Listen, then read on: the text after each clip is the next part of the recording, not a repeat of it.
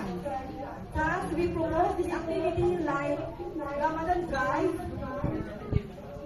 Every Ramadan po, we're giving the free iftar para sa ating mga kapatid na Muslims, brothers and sisters. And then we propose din po mag-beach clean up. Hopefully before the end of winter. Blood donation drive with collaboration with our fraternal brothers, sisters, and other Filipino community in Kuwait. At naisipan ko rin pong i-propose ang ating self-defense training.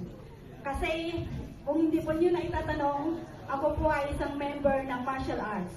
Kaya naisipan ko pong bigyan ng kahit man lang pang self-defense ang mga ate dahil sa bansang gitnang silangan, ang dami pong laganap na syabab. At least, mabigyan po natin ng kunting dispensa sa ating mga sarili. Di ba mga ate? Yes!